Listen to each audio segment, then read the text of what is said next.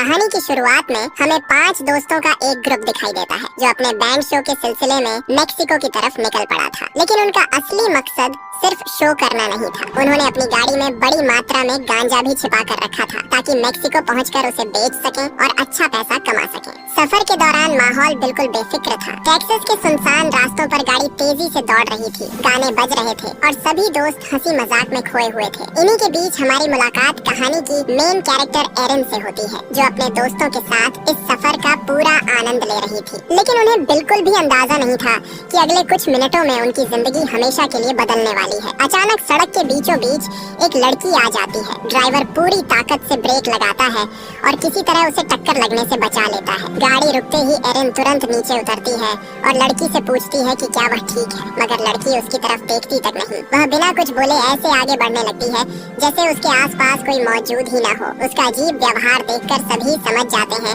कि वह किसी भयानक सदमे से गुजरी है। इसीलिए एरिन और उसकी एक दोस्त उसके पीछे जाती हैं। पास पहुंचने पर वे सुनती हैं कि लड़की खुद से ही बातें कर रही है। उसकी आवाज में डर साफ झलक रहा था। वह बार बार बस एक ही बात दोहरा रही थी कि यह जगह बेहद खतरनाक है और उसे तुरंत अपने घर लौट जाना चाहिए। एरिन उसकी घबराहट को मानसिक तनाव समझकर उसकी बातों पर ज्यादा ध्यान नहीं देती और उसे अपने साथ गाड़ी में बैठा लेती है। सफर दोबारा शुरू होता है, लेकिन कुछ ही देर बाद उनकी गाड़ी एक मीट कंपनी के सामने से गुजरती है। उस इमारत पर नजर पड़ते ही लड़की का चेहरा डर से बदल जाता है। उसकी आंखों से आंसू बहने लगते हैं और कांपती हुई आवाज में वह कहती है कि वे लोग गलत रास्ते पर आ चुके हैं। अचानक वह ड्राइवर पर हमला कर देती है और जबरदस्ती गाड़ी रुकवा देती है। रोते हुए वह कहती है कि वह आदमी बहुत बुरा है, उसने सबको खत्म कर दिया और अब तुम लोगों की बारी है। वह किसी को जिंदा नहीं छोड़ेगा, तुम सब यहीं मारे जाओगे। इतना कहते ही वह अपनी बंदूक निकालती है, उसे अपने मुंह में रखती है और ट्रिगर दबा देती है। अगले ही पल पूरी गाड़ी में सन्नाटा छा जाता है। ये खौफनाक मंजर देखकर सभी दोस्त बुरी तरह घबरा जाते हैं और तुरंत गाड़ी से बाहर निकल आते हैं। अब सबसे बड़ा सवाल उनके सामने यही था कि इस लाश का क्या किया जाए। पुलिस को बुलाना आसान नहीं था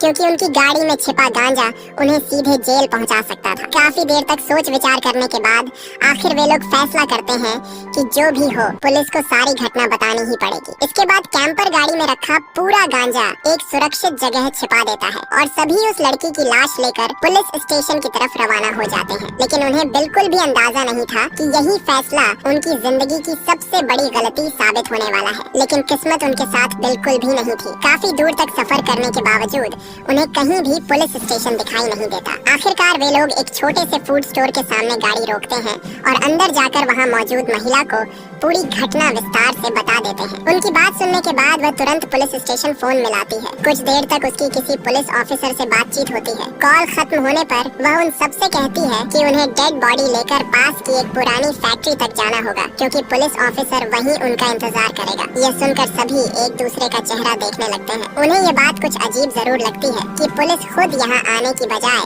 उन्हें किसी वीरान फैक्ट्री में क्यों बुला रही है। लेकिन इस वक्त उनके पास दूसरा कोई रास्ता भी नहीं था, इसलिए वे लोग दोबारा गाड़ी में बैठते हैं और जंगल के सुनसान रास्ते से होते हुए उस पुरानी फैक्ट्री तक पहुंच जाते हैं। वहां पहुंचने के बाद वे चारों तरफ नजर दौड़ाते हैं, लेकिन न तो कोई पुलिस ऑफिसर दिखाई देता है और न ही वहां किसी इंसान की मौजूदगी का कोई निशान था। पूरी फैक्ट्री सुनसान पड़ी थी। अब सभी समझ नहीं पा रहे थे कि आखिर उन्हें क्या करना चाहिए। तभी मॉर्गन कहता है कि अगर यहाँ कोई नहीं है तो बेहतर होगा कि इस लड़की की लाश यहीं छोड़कर तुरंत निकल चलते हैं। उसकी बात बाकी दोस्तों को भी सही लगती है, लेकिन एरिन इस फैसले से साफ इनकार कर देती है। वह कहती है कि इस लड़की का भी कोई परिवार होगा जो उसकी राह देख रहा होगा, इसलिए उसकी लाश को इस तरह यहाँ छोड़ देना बिल्कुल गलत होगा। एरिन की बात सुनने के बाद आखिर सभी वहीं रुककर पुलिस ऑफिसर का इंतजार करने का फैसला करते हैं। तभी अचानक फैक्ट्री के पीछे किसी के भागने की हल्की सी झलक दिखाई देती है। सभी तुरंत उसकी तरफ बढ़ते हैं। अंदर पहुँचने पर उन्हें एक छोटा लड़का मिलता है। वह घबराई हुई आवाज में बताता है कि पुलिस ऑफिसर यहाँ नहीं आएगा। अगर उन्हें उससे मिलना है तो उसके घर जाना होगा क्योंकि इस समय वह वहीं मौजूद है। इसके बाद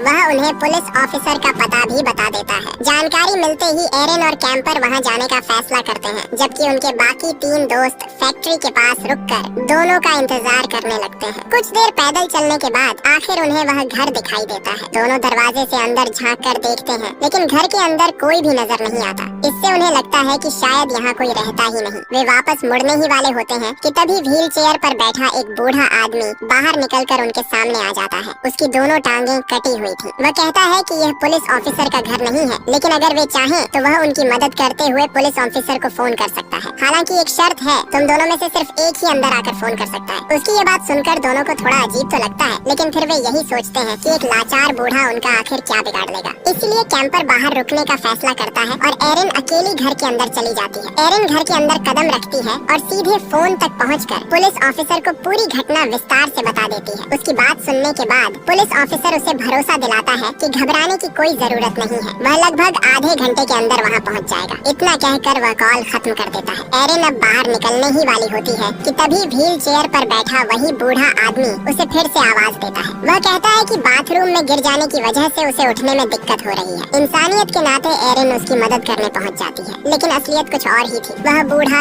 जानबूझकर उसे अपने पास रोके हुए था ताकि उसका समय बर्बाद हो सके। तभी एरिन की नजर अपने पीछे से गुजरते एक आदमी पर पड़ती है, बस एक पल के लिए ही सही, लेकिन इतना काफी था यह समझने के लिए कि इस घर में वह बूढ़ा अकेला नहीं रहता। उधर बाहर खड़ा कैंपर लगातार एरिन का इंतजार कर रहा था। काफी देर बीत जाने के बाद भी जब वह बाहर नहीं आई तो उसके मन में शंका होने लगी। उसे डर सताने लगा कि कहीं अंदर कुछ गलत तो नहीं हो गया। आखिरकार वह भी घर के अंदर चला जाता है और हर कमरे में एरिन को ढूंढने लगता है। एक कमरे का दरवाजा खोलकर जैसे ही वह अंदर झांकता है, उसी पल पीछे से एक लंबा चौड़ा आदमी हथौड़े से उसके सिर पर पूरी ताकत के साथ वार कर देता है। हमला इतना जोरदार होता है कि कैंपर वहीं दम तोड़ देता है। इसके बाद वह आदमी उसकी लाश को पैरों से पकड़कर घसीटता हुआ घर के एक कमरे में ले जाता है। दूसरी तरफ जब एरिन घर से बाहर निकलती है तो उसे कैंपर कहीं दिखाई नहीं देता। वह सोचती है कि शायद कैंपर वापस फैक्ट्री में बाकी दोस्तों के पास लौट गया होगा। यही सोचकर वह भी उसी तरफ चल पड़ती है, लेकिन फैक्ट्री पहुंचने पर उसे पता चलता है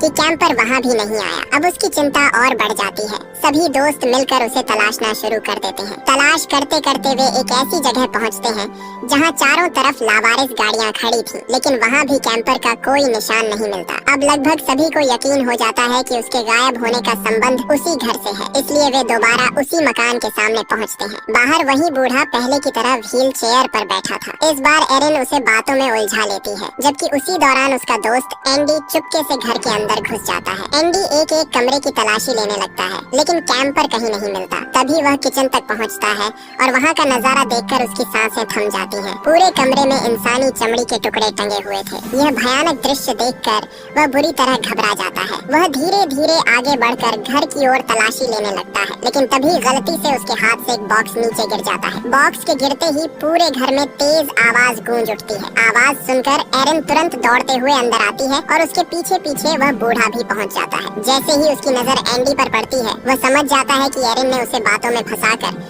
अपने दोस्त को चोरी छिपे घर के अंदर भेजा था। गुस्से में वह अपना डंडा जमीन पर मारते हुए जोर से चिल्लाता है, come on boy, bring it. उसकी आवाज सुनते ही अगले ही पल हाथ में चेन सॉली लेदर फेस वहां आ धमकता है। लेदर फेस को सामने देखकर एरिन और एंडी के पैरों तले जमीन खिसक जाती है। दोनों बिना एक पल गंवाए अपनी जान बचाने के लिए वहां से भाग पड़ते हैं। एरिन किसी तरह उस घर से बाहर निकलने में कामयाब हो जाती है, लेकिन एंडी उतना खुशकिस्मत नहीं था। लेदर फेस उसे पकड़ लेता है और अपने चेन सॉ से उसका एक पैर काट देता है। इसके बाद वह घायल एंडी को उठाकर बेसमेंट में ले जाता है और वहाँ लगे एक बड़े मीट हुक पर टांग देता है। इतना करने के बाद भी उसकी दरिंदगी खत्म नहीं होती। वह एंडी के कटे हुए पैर पर नमक छिड़कता है और फिर उस घाव पर पेपर लपेट देता है ताकि उसकी तकलीफ और बढ़ जाए। इसी बीच हमें एक और खौफनाक सच पता चलता है। लेदर फेस कैंपर के चेहरे की खाल उतार चुका था और उसने उसी से अपने लिए नया फेस मास्क बना लिया था। जैसे ही वह अपना पुराना मास्क हटाता है, पहली बार उसका असली चेहरा दिखाई देता है। उसका चेहरा इतना भयानक और विकृत था कि उसे देखकर किसी के भी रोंगटे खड़े हो जाए। दूसरी तरफ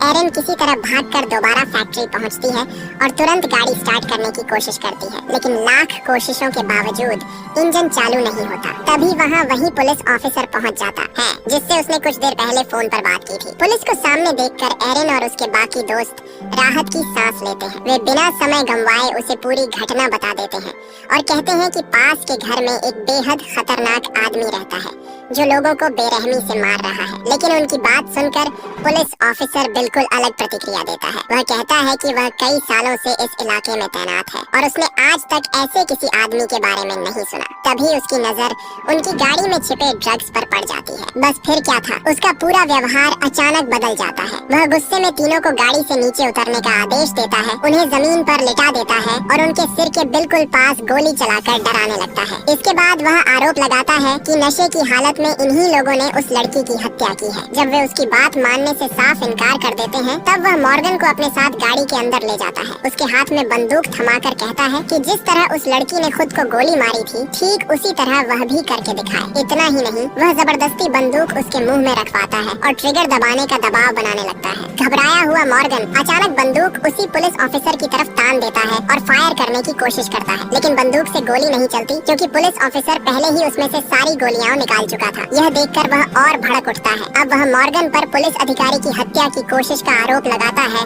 और उसे गिरफ्तार करके अपने साथ ले जाने लगता है। उस वक्त किसी को भी यह अंदाजा नहीं था कि मॉर्गन को पुलिस स्टेशन नहीं बल्कि मौत के मुंह में ले जाया जा रहा है। कुछ दूर निकलने के बाद सच्चाई खुद ब खुद सामने आ जाती है। पुलिस ऑफिसर मॉर्गन को पुलिस स्टेशन नहीं बल्कि सीधे लेदर फेस के घर लेकर पहुंचता है। यही पहली बार साफ हो जाता है कि वह पुलिस वाला भी उसी खूंखार परिवार का हिस्सा है और शुरू से उनके साथ मिला हुआ था। दूसरी तरफ एरिन दोबारा गाड़ी स्टार्ट करने में सफल हो जाती है, लेकिन जैसे ही वह गाड़ी आगे बढ़ाती है, अचानक उसके दोनों टायर निकल जाते हैं। इसका मतलब साफ था कि किसी ने पहले ही गाड़ी के नट बोल्ट खोल दिए थे ताकि वे लोग किसी भी हालत में वहाँ से भाग न सके। एरिन और उसकी दोस्त अभी कुछ समझ भी नहीं पाती कि तभी लेदर फेस हाथ में चेन सॉ लिए वहाँ पहुँच जाता है और पूरी ताकत से उनकी गाड़ी पर हमला कर देता है। अपनी जान बचाने के लिए एरिन की दोस्त फौरन गाड़ी से बाहर निकलकर भागती है। लेदर फेस भी उसके पीछे दौड़ पड़ता है। वह लड़की पूरी कोशिश करती है कि किसी तरह बच जाए, लेकिन आखिरकार लेदर फेस उसे अपने चेन सॉ से बेरहमी से काट डालता है। यह सब एरिन अपनी आंखों के सामने होते हुए देख रही थी। तभी उसकी नजर लेदर फेस के चेहरे पर पड़ती है और वह डर से सन्न रह जाती है, क्योंकि उसने कैंपर के चेहरे की खाल पहन रखी थी। यह खौफनाक सच देखते ही एरिन जंगल की तरफ भाग निकलती है और लेदर फेस बिना एक पल रुके उसका पीछा शुरू कर देता है। भागते भागते एरिन को एक कैंप वैन दिखाई देती है। वह तुरंत उसके अंदर घुस जाती है। वैन में 2 औरतें मौजूद थीं। एरिन घबराई हुई हालत में उन्हें पूरी बात बताती है और कहती है कि लेदर फेस बेहद खतरनाक है। अगर वे लोग तुरंत यहाँ से नहीं निकले तो वह सबको मार डालेगा। लेकिन उनकी प्रतिक्रिया बिल्कुल उलटी थी। डरने की बजाय दोनों मुस्कुराने लगती हैं। उनमें से जवान औरत कहती है कि लेदर फेस कोई बुरा इंसान नहीं है, वह किसी को नुकसान नहीं पहुंचाता। उनकी बातें और उनका अजीब व्यवहार देखकर साफ महसूस होता था कि वे सामान्य लोगों की तरह सोचती ही नहीं थी। थोड़ी देर बाद वही जवान औरत एरिन को चाय देती है। एरिन बिना किसी शक के वह चाय पी लेती है। इसके बाद वह उनसे फोन मांगती है ताकि पुलिस को कॉल कर सके, लेकिन औरत साफ कह देती है कि उनके पास कोई फोन नहीं है। इतना कहकर वह अपने बच्चे को चुप कराने चली जाती है। तभी एरिन की नजर दीवार पर टंगी एक फैमिली फोटो पर पड़ती है। उस तस्वीर में वही लड़की अपने बच्चे के साथ खड़ी थी जो सड़क पर मिली थी। लेकिन सबसे हैरान करने वाली बात यह थी कि फोटो में दिख रहा वही बच्चा इस समय उस जवान औरत की गोद में था। ये देखकर एरिन को समझते देर नहीं लगती कि वह भी अब इस खतरनाक परिवार के जाल में फंस चुकी है। तभी अचानक घर के अंदर फोन की घंटी बज उठती है। आवाज सुनकर एरिन उस कमरे की तरफ जाती है और देखती है कि वही औरत आराम से फोन पर किसी से बात कर रही है। कुछ ही मिनट पहले उसने कहा था कि उनके घर में फोन ही नहीं है। अब उसका एक और झूठ एरिन के सामने खुल चुका था। गुस्से में एरिन उस औरत से कहती है कि यह बच्चा उसका नहीं है, बल्कि उसने इसे उसकी असली माँ से छीन लिया है। लेकिन इससे पहले कि वह कुछ और कर पाती, उसकी आंखों के सामने सब धुंधला होने लगता है। अगले ही पल उसका संतुलन बिगड़ जाता है और वह जमीन पर गिरकर बेहोश हो जाती है। दरअसल एरिन ने जो चाय कुछ देर पहले पी थी, उसमें बेहोश करने वाली दवा मिलाई गई थी। कुछ समय बाद जब उसे होश आता है तो वह खुद को मजबूत रस्सियों से बंधा हुआ पाती है। उसके चारों तरफ वही पूरा परिवार मौजूद था। अब पहली बार इस खौफनाक परिवार के सभी सदस्य एक साथ दिखाई देते हैं। उनमें लेदर फेस, उसकी पत्नी, उसका लंगड़ा भाई और एक छोटा बच्चा जेड शामिल था। बाद में पता चलता है कि जेड उनका अपना बेटा नहीं बल्कि किसी दूसरी फैमिली से छीन कर लाया गया बच्चा था। तभी लेदर फेस की माँ एरिन को बताती है कि उसके बेटे टॉम यानी लेदर फेस को बचपन से ही त्वचा की गंभीर बीमारी थी। उसी बीमारी ने उसका चेहरा पूरी तरह बिगाड़ दिया था। लोग उसके चेहरे का मजाक उड़ाते थे, उसे ठुकराते थे और यही नफरत धीरे धीरे उसे एक निर्दयी हत्यारा बना गई। वह आगे कहती है कि अब वे लोग दुनिया से दूर इस वीरान जगह पर अपनी अलग जिंदगी जी रहे हैं। कुछ देर बाद लेदर फेस वहाँ आता है और एरिन को घसीटते हुए नीचे बेसमेंट में बंद कर देता है। बेसमेंट का नजारा किसी डरावने सपने से कम नहीं था। चारों तरफ इंसानों के कटे हुए अंग बिखरे पड़े थे। तभी एरिन की नजर सामने मीट हुक पर लटके एंडी पर पड़ती है, जो अभी तक जिंदा था। वह उसे बचाने की कोशिश करती है और हुक से उतारना चाहती है, लेकिन गलती से हुक उसके शरीर के और अंदर धंस जाता है। दर्द से तड़पते हुए एंडी उससे कहता है कि अब वह यह पीड़ा और नहीं सह सकता, इसलिए वह उसे मार डाले। एरिन ऐसा बिल्कुल नहीं चाहती थी, लेकिन उसकी हालत देखकर मजबूर हो जाती है। वह पास रखा चाकू उठाती है और उसके पेट में घोंप देती है, जिससे एंडी हमेशा के लिए उस दर्द से मुक्त हो जाता है। इसके बाद एरिन बेसमेंट में आगे बढ़ती है, जहाँ उसे एक बाथटब के अंदर मॉर्गन दिखाई देता है। वह बुरी तरह घायल था और उसकी पीठ का गहरा जख्म साफ बता रहा था कि उसे भी पहले मीट हुक पर टांगा गया था। एरिन पूरी कोशिश करके उसे बाथटब से बाहर निकालती है। तभी वही छोटा लड़का वहां आ जाता है, जिससे उनकी मुलाकात फैक्ट्री में हुई थी। पहले एरिन को लगता है कि शायद वह भी इस परिवार का हिस्सा है, लेकिन वह बच्चा उनकी मदद करना चाहता था। वह दोनों को अपने पीछे आने का इशारा करता है और उन्हें एक गुप्त रास्ते तक ले जाता है। उसकी मदद से एरिन और मॉर्गन वहाँ से निकलने लगते हैं। मॉर्गन किसी तरह पहले बाहर पहुँच जाता है, लेकिन जैसे ही एरिन बाहर निकलने वाली होती है, लेदरफेस उसका पैर पकड़कर उसे वापस नीचे खींचने लगता है। तभी वह बच्चा आगे बढ़कर लेदरफेस के हाथ पर जोर से काट लेता है। दर्द के कारण उसकी पकड़ ढीली पड़ जाती है और एरिन खुद को छुड़ाकर तुरंत बाहर निकल आती है। बाहर आते ही दोनों सामने बने एक पुराने घर में जाकर छिप जाते हैं, लेकिन लेदरफेस उनका पीछा छोड़ने को तैयार नहीं था। वह भी चेन सॉ लेकर उसी घर के अंदर पहुंच जाता है। एरिन फौरन मॉर्गन को एक अलमारी के अंदर छिपा देती है और खुद दूसरे कमरे में जाकर छिप जाती है। वह बिल्कुल चुपचाप बैठी रहती है, जबकि लेदरफेस पूरे घर में उन्हें तलाशने लगता है। जिस जगह एरिन छिपी थी वहाँ बहुत सारे चूहे थे। कुछ ही देर में वे उसके कपड़ों पर चढ़ने लगते हैं। एरिन अपने मुंह पर हाथ रखकर सांस तक रोक लेती है, ताकि उससे जरा भी आवाज न निकले, लेकिन चूहों की हलचल की आवाज लेदरफेस तक पहुंच जाती है और वह धीरे धीरे उसी कमरे की तरफ बढ़ने लगता है। अचानक उसके कदमों की आहट बंद हो जाती है। एरिन को लगता है कि शायद वह दूसरी तरफ चला गया है और उसकी जान बच गई, लेकिन अगले ही पल लेदरफेस पीछे से झपट कर उसे पकड़ लेता है,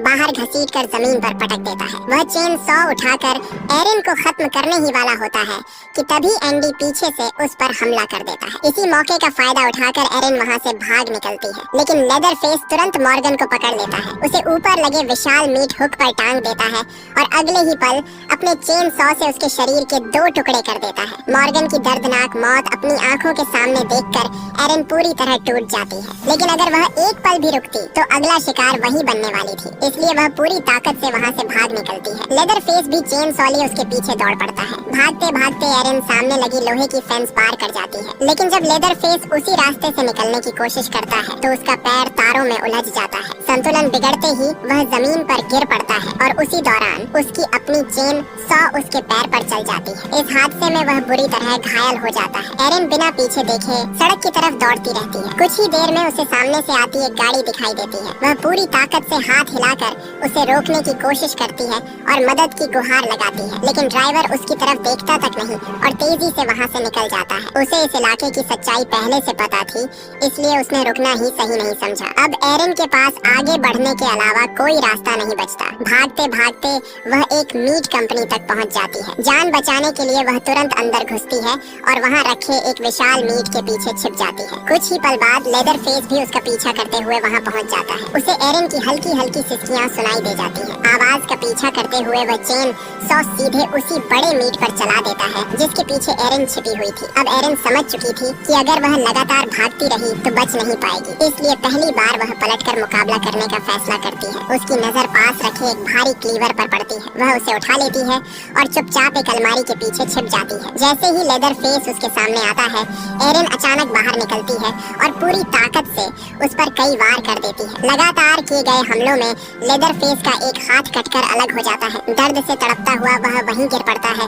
और कुछ देर के लिए लड़ने की हालत में नहीं रहता। यही मौका देखकर एरिन तुरंत वहाँ से बाहर निकलती है और सड़क पर गुजर रहे एक ट्रक को रोक लेती है। ड्राइवर उसकी हालत देखकर उसे अपने ट्रक में बैठा लेता है। शुरुआत में सब कुछ ठीक लगता है, लेकिन कुछ दूर जाने के बाद एरिन नोटिस करती है कि ट्रक उसी गैस स्टेशन की तरफ लौट रहा है जहाँ लेदरफेस का परिवार रहता था। यह देखकर उसके होश उड़ जाते हैं। वह ड्राइवर से कहती है कि वह गलत दिशा में जा रहा है, लेकिन ड्राइवर उसकी एक भी बात नहीं सुनता। उस पल एरिन के साथ बिल्कुल वही हो रहा था जो कहानी की शुरुआत में उस रहस्यमयी लड़की के साथ हुआ था। फर्क सिर्फ इतना था कि एरिन अब भी हार मानने के लिए तैयार नहीं थी। वह बार बार ट्रक रोकने की कोशिश करती है, लेकिन तब तक बहुत देर हो चुकी होती है। ट्रक सीधे गैस स्टेशन पहुंच जाता है। वहां पहुंचकर ड्राइवर नीचे उतरता है और गैस स्टेशन की मालकिन से बात करने लगता है। इसी दौरान एरिन चुपके से ट्रक से उतर जाती है और घर की पिछली खिड़की से अंदर झांकती है। अंदर वही जवान औरत उस छोटे बच्चे बच्चे को संभाल रही थी। यह वही बच्चा था जिसकी असली माँ कहानी की शुरुआत में सड़क पर मिली थी। तभी ट्रक ड्राइवर उन्हें आवाज देता है। उसकी आवाज़ें सुनते ही घर के सभी लोग बाहर चले जाते हैं। मौका मिलते ही एरिन अंदर घुसती है, बच्चे को अपनी गोद में उठाती है और वहाँ से निकलने लगती है। तभी सच्चाई सामने आती है कि ट्रक ड्राइवर भी उसी खूंखार परिवार का साथी था, इसलिए वह